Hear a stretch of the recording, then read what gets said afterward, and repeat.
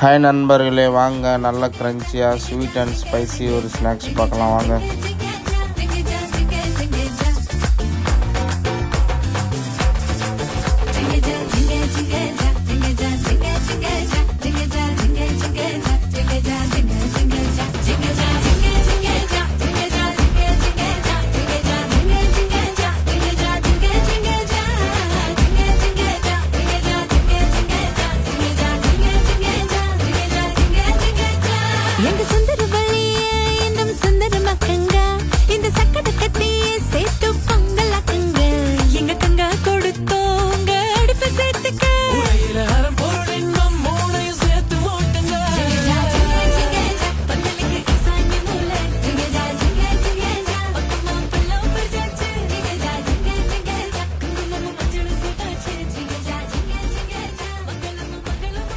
உங்களுக்கு ரெசிபி வேணும்னா